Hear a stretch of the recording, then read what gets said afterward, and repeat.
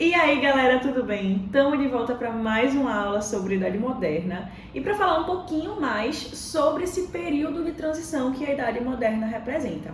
E uma coisa que eu quero que vocês tenham em mente é que, apesar de não ser um período tão longo do nosso processo histórico quanto foi a Antiguidade, quanto foi a Idade Média principalmente, a Idade Moderna representa tanta mudança em um período tão curto de tempo que acaba que a gente vê, vamos dizer assim, de forma mais forte, processos que aconteceram nesse período e imediatamente no início desse período, que é o que vai acontecer com o renascimento cultural e com o renascimento científico ou com a revolução científica. Um detalhe importante é que tanto o renascimento cultural quanto a revolução científica vão ser, vamos dizer assim, um precursor do nosso processo iluminista. E o iluminismo, que era um processo muito cético e era um processo muito laico, tanto que várias noções de laicização do Estado surgem com a perspectiva iluminista de pensar as relações do Estado, vão estar relacionados com a negação ao que foi construído na Idade Média. E isso traz pra gente uma perspectiva e um pensamento que eu trouxe para vocês na aula de Baixa Idade Média, que fala justamente sobre o resgate aos clássicos. Gente, basicamente é o seguinte: o Renascimento vai ser um processo de construção cultural que vai trazer pra gente a volta estética dos valores gregos, dos valores romanos, do período clássico. Mas isso não significa que em momentos anteriores não houve esse resgate, tanto do ponto de vista filosófico, como do ponto de vista social, como do ponto de vista de entendimento de fato das questões que a gente vê acontecer, que a gente vê fazer sentido na nossa vida hoje em dia. Então, assim, o renascimento cultural vai ser uma questão muito estética. Vai ser uma questão muito voltada a valores. Mas o resgate aos clássicos existe desde a Alta Idade Média, vou colocar IM, beleza? Que a gente pensa a patrística pensada no pensamento de Platão. Platão. Tranquilo? Então, esse período daqui não começa quando a gente diz que começa. Na realidade, isso é muito anterior. E o que eu quero que vocês tenham em mente em relação a isso tudo, galera, é justamente que a gente tem uma perspectiva muito forte de continuidade dentro da nossa construção histórica. Quando você passar a entender isso e quando você passar a entender que nada acontece do nada e que tudo é processual, você vai conseguir compreender de forma muito mais tranquila, de forma muito mais fácil, as processualidades da história que a gente tanto fala. Então, assim, quando a gente pensa a história narrativa, quando a gente pensa a história problema, quando a gente pensa a questão da teorização da história, da historiografia e assim por diante, a gente pensa também todas as questões relacionadas com os processos de construção, os processos de formação, os antecedentes do que de fato a gente está falando. Por isso que é tão importante, a gente falar sobre o período anterior aos conflitos que a gente estuda. Por isso que quando a gente fala sobre a Primeira Guerra Mundial, a gente não fala que vai existir uma coisa que vai causar a Primeira Guerra Mundial, a gente fala que é um conjunto de fatores. E o que vai causar o renascimento cultural também é um conjunto de fatores. Dentre esses conjuntos de fatores, a gente tem, inclusive, o advento do islamismo.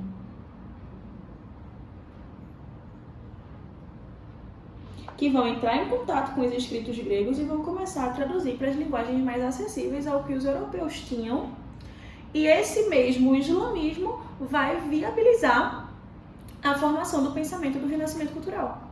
Você pode se perguntar, mas o islamismo não é uma religião fundamentalista? Gente, fundamentalismo, que é a parte não saudável de certos pontos, pode existir em qualquer lugar, em qualquer religião, em qualquer crença.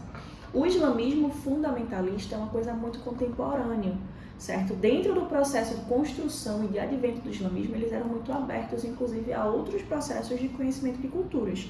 Então, assim, vamos parar de ter esse pensamento, porque isso vai te atrapalhar na prova, isso vai te atrapalhar a entender a geopolítica de vários lugares que adotam o islamismo como religião, e isso vai te atrapalhar, inclusive, a entender certos pontos e certos pensamentos da construção, inclusive, do mundo ocidental e do mundo que a gente tanto estuda dentro do nosso processo histórico, certo?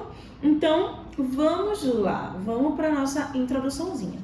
A ideia de renascer dentro das perspectivas e dos pontos sociais e econômicos da Europa moderna já vem sendo trabalhado quando falamos sobre a Baixa Idade Média, quando temos os renascimentos comercial e urbano. Agora vamos falar dos pontos culturais, como a arte, a literatura, a arquitetura, pensados a partir do momento em que a gente vê essa ruptura em relação ao período medieval. O Renascimento é o grande responsável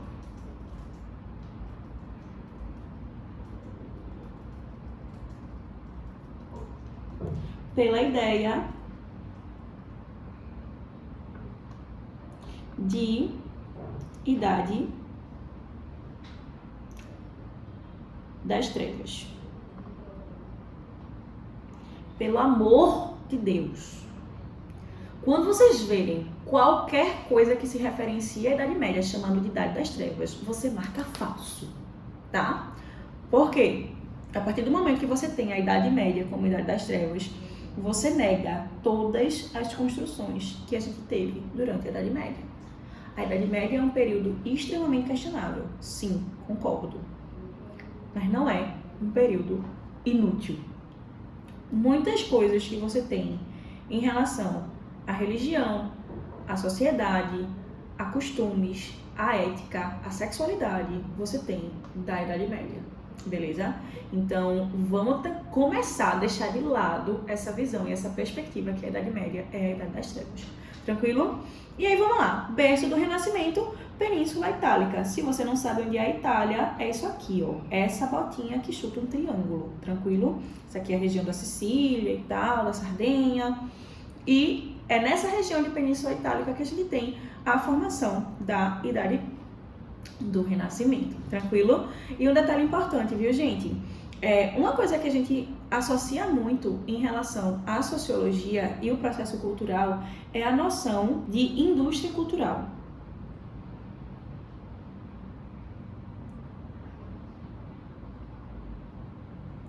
Mas, Thaís, o que é que isso tem a ver com o Renascimento, gente? A primeira vez que a gente vai ter relação comercial e mercantil dentro da produção cultural vai ser no período do Renascimento, porque a gente vai ter a imagem que a gente chama de mecenas. Os mecenas vão ser grandes burgueses, grandes nobres, que vão começar a fomentar economicamente a construção e a formação de vários dos artistas que você tem aí. Leonardo da Vinci, Michelangelo, Rafael, Giotto di Bondone e vários outros. Beleza? Se vocês não perceberam, eu falei o nome das tartarugas ninjas, mas tá tudo bem. E aí, qual é a grande questão em relação a isso tudo? O primeiro momento que a gente tem essa relação de comercialização de arte é no Renascimento. A indústria cultural tudo isso é levado à enésima potência, porque a indústria cultural também está relacionada com cultura de massa, também está relacionado com a falta de espaço e a capitalização do processo da cultura. E acaba que a gente perde muitas vezes qualidade de produção e muitas vezes também originalidade, coisa que não é uma característica do Renascimento. Thaís, então por que eu preciso associar isso e por que às vezes eu preciso ter esse pensamento? Porque, gente, a partir disso, você pode conseguir fazer, muitas vezes, uma visão comparativa entre essas duas perspectivas de construção de pensamento, de construção de cultura e de construção de arte, que pode ser uma coisa que pode vir a cair no Enem. Thaís, já caiu? Não, mas tu duvida? Eu não duvido não. Tu duvida? Então aí a gente segue, né? Seguimos para as características do Renascimento. Naturalismo. Primeiro ponto relacionado ao naturalismo, ou uma coisa que você estuda em literatura, o bucolismo. Ou seja, você pensar as obras trazendo o mais fidedignamente possível a representação da natureza, a representação do corpo humano, a representação dos animais e assim por diante. Thaís, e o que é bucolismo? O bucolismo é literalmente a verossimilhança com a natureza. Tranquilo? Universalismo. Uma coisa que a história, que a filosofia, principalmente a filosofia, quis durante muitos anos e muitos momentos da sua vida e da sua existência, foi a busca pela universalidade e por um universalismo, ou seja, alguma coisa por um universal, alguma coisa que fizesse uma, vamos dizer assim, uma explicação geral de tudo o que acontece. Tranquilo? Antropocentrismo está muito relacionado com o humanismo. O humanismo é uma doutrina filosófica que traz o antropocentrismo. Antropos, homem, centrismo, centro, o homem no centro. E o cientificismo, que é justamente o pensamento a criação de um pensamento pragmático e a criação de um pensamento metódico. Por isso que a gente fala sobre renascimento científico. E para explicar o humanismo, eu gosto muito desse texto. Você pode pensar, meu Deus, que texto enorme, Thaís, socorro! Mas vamos ver alguns pontos dele. O humanismo significava, pois, um desafio para a cultura dominante. Cultura dominante teocêntrica. E uma tentativa de abolir a tradição intelectual medieval de buscar novas raízes para a elaboração de uma nova cultura. Valores antigos, estes que exaltavam o indivíduo, os feitos históricos, a vontade e a capacidade da ação do homem, sua liberdade de atuação e sua participação e vida nas cidades. Gente, por antigos, pense antiguidade. Ok? Na antiguidade, o homem realmente tinha um posicionamento muito central. Os deuses da antiguidade, por exemplo, eram representados tal qual a semelhança do homem. O corpo humano, as emoções humanas. Certo? Então, assim, você vê a centralidade da humanidade, o culto ao corpo, a noção de belo, tudo isso relacionado ao corpo humano. Então, isso era uma coisa que eles queriam resgatar. Tranquilo? A crença de que o homem é a fonte de energias criativas ilimitadas, possuindo uma disposição inata para a ação, a virtude e a glória. E aí, mais pra frente, ó. Cadê? A postura dos humanistas era completamente diferente, valorizava o que de divino havia em cada homem, introduzindo a expandir suas forças, a criar e a produzir, agindo sobre o mundo para transformá-lo de acordo com sua vontade e com seu interesse. Então você vê que era uma coisa extremamente grande, certo? Do ponto de vista do pensamento. Se durante a Idade Média esse pensamento que era totalmente centralizado na figura do homem, que era totalmente centralizado na figura da pessoa que estava à frente de todas as questões políticas, de todas as questões sociais, durante a Idade Moderna, quer dizer, durante a Idade Média vai ser deslocada para o divino, para o sagrado. Durante a Idade Moderna, vai começar a ser trazido para um ponto de equilíbrio, pelo menos era o que se pensava em relação a essa construção. Tranquilo? E aí a gente chega na divisão. A gente vai ter algumas divisões em relação ao Renascimento. O 300, o 400 e o 500. Não tem muito o que explicar sobre isso, não. O 300 é no século XII, 1300 e pouco. Quer dizer, século XIV. Gente, eu sou péssima com números romanos. Tá, mas é isso. O 300 é no século XIV, 1312. 400 é no século XV, 1400 e e o 500 no século XVI, 1600 e tantos. Tranquilo? Então, assim, realmente não tem que explicar. É a relação dos anos e dos séculos. Vamos lá. Essa imagem daqui é uma das primeiras imagens que vão representar justamente essa questão da profundidade. Você sabe, você consegue ver quem é que está na frente e quem é que está no fundo. Então, a gente tem essa noção da perspectiva, que é uma característica muito grande na arte renascentista. A gente tem a verossimilhança com as formas humanas, com as formas naturais. E, outro detalhe importante, a gente tem a temática cristã. Não é uma arte que vai seguir certos pontos do cristianismo, mas vai ter temática cristã. Essa imagem, se eu não me engano, esse quadro é de Francesco Petrarca, certo? E se chama Torre de Babel.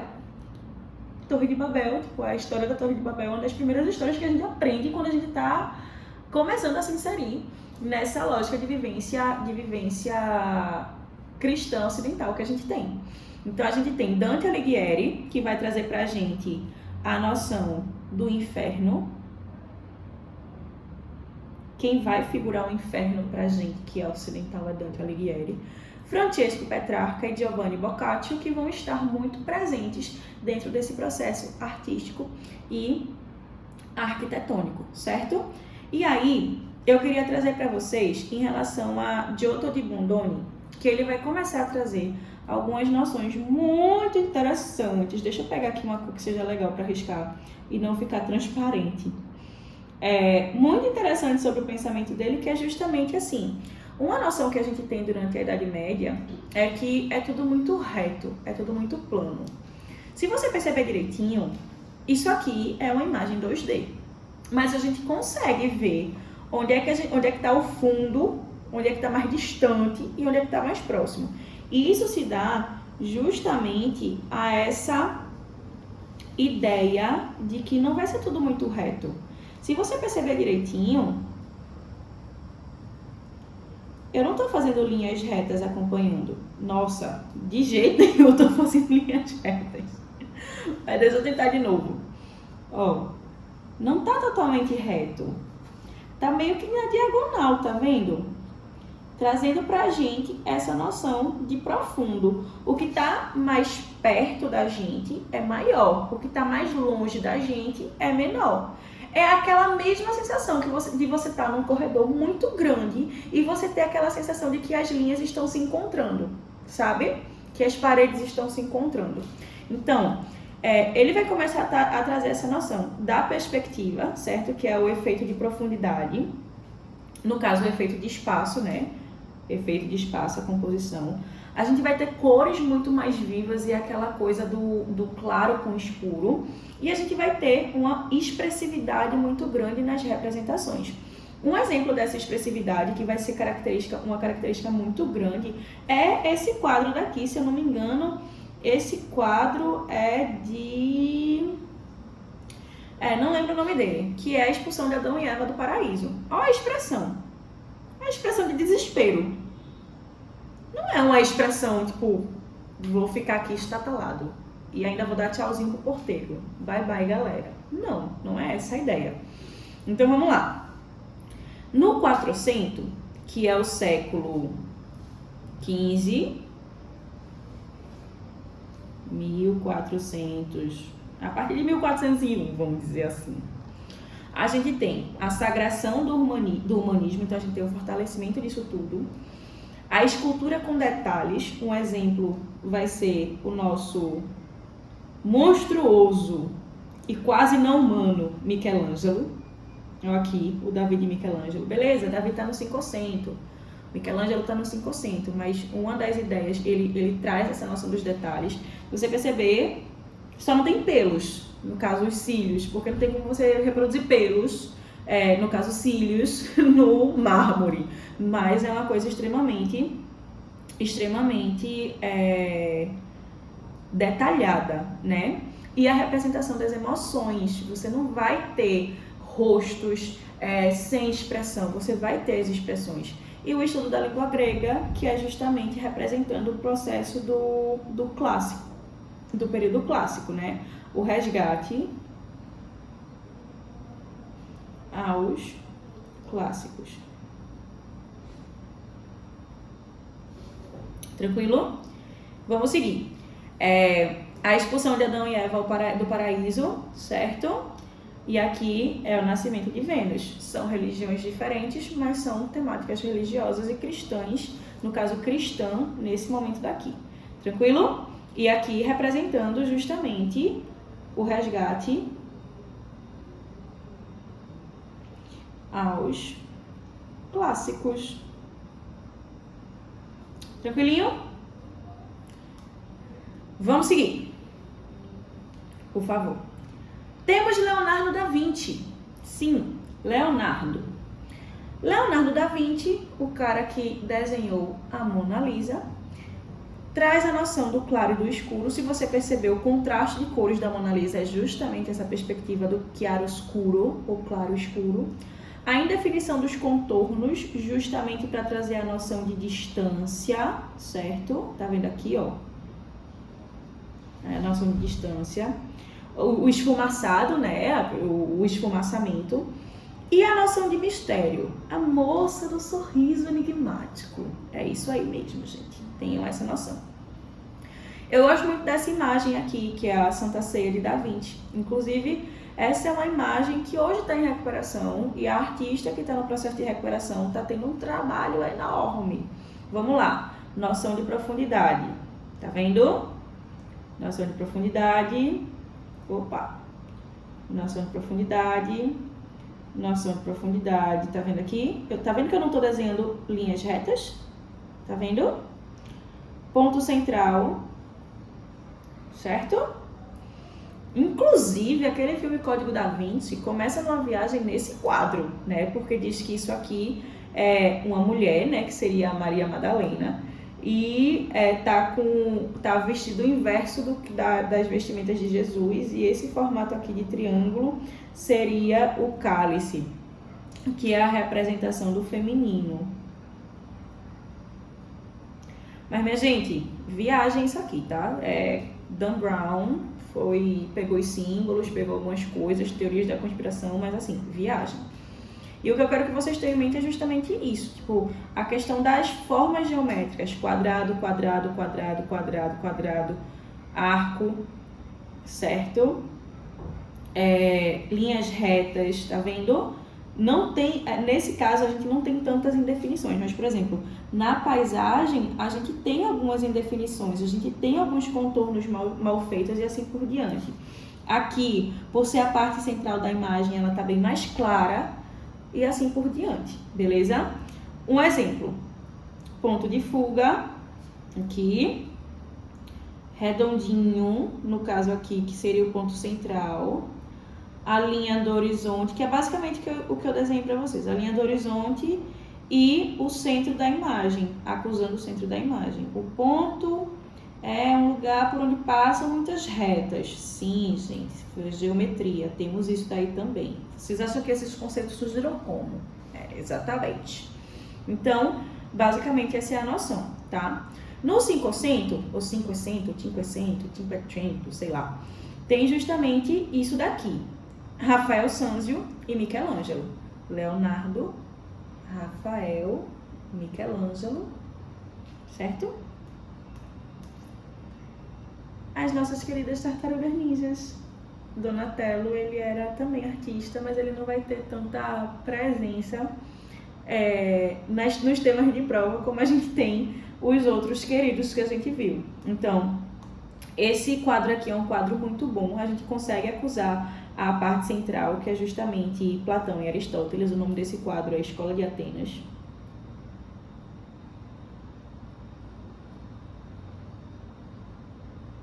E aqui a gente tem nosso querido Davi de Michelangelo. Gente, pesquisem no Google. Abram agora uma outra guia no computador de vocês e pesquisem no Google um negócio chamado Davi Michelangelo Details. Detalhes. Vocês vão ver que é um negócio assustador. Cara, ele conseguiu reproduzir as veias da mão, certo? Os músculos, os grupos musculares de forma muito bem. Então, é justamente essa verossimilhança que a gente acusa como característica, certo? Nos outros países, a gente tem pessoas como William Shakespeare, Romeu e Julieta, Sonho de uma Noite de Verão e Sonetos de Shakespeare, Tomás Moros, Utopia, Miguel de Cervantes, no caso esses dois aqui são Inglaterra, Cervantes, Espanha, e o nosso querido Dom Quixote, e Luís de Camões, os Lusíadas, tranquilo? Dentro da Revolução Científica a gente tem alguns nomes, obviamente. Dentre esses nomes a gente tem Galileu Galilei, Copérnico, Newton, Kepler e Giordano Bruno. Galileu Galilei, Copérnico e Giordano Bruno foram os mais perseguidos pelo Tribunal da Inquisição justamente por heresia. Newton, ele foi muito importante dentro dos estudos da física, e o que eu quero que vocês entendam é que os principais cientistas que eu citei até agora, eles eram muito perseguidos por serem, como que eu digo? Por serem subversivos.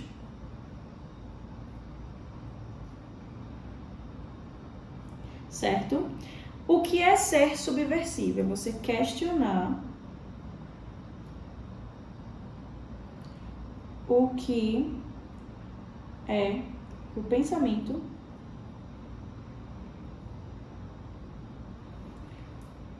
social. Tranquilo? Nesse momento, à frente da sociedade, a gente tem a Igreja Católica, que vai afirmar o heliocentrismo. Quer dizer, o geocentrismo. Nicolau Copérnico traz o heliocentrismo. Galileu Galilei traz a noção da gravidade. Muito menos descrita, eu não fiquei louca, muito menos descrito do que vai haver em Newton, obviamente. A noção de gravitação universal vai ser trazida por Newton, mas, por exemplo, os primeiros experimentos jogando de um lugar muito alto, 2 corpos, para ver qual que chega primeiro, o mais leve ou mais pesado, foram feitos por Galileu Galilei, por exemplo. Beleza? E por último, a gente tem Giordano Bruno, que de fato foi perseguido pela Inquisição e morreu queimado, foi executado pela Inquisição. Beleza? Galileu Galilei, ele foi acusado pela Inquisição, mas no final das contas, acabou que ele abdicou de tudo que ele falou durante a vida dele toda e negou o trabalho dele para que ele não fosse executado pela Inquisição. Vai ser nesse momento que a gente passa a ter também o método científico.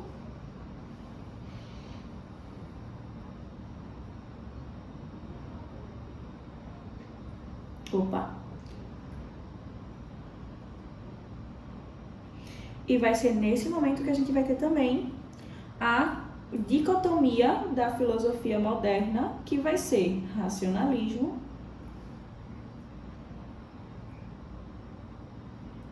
e empirismo.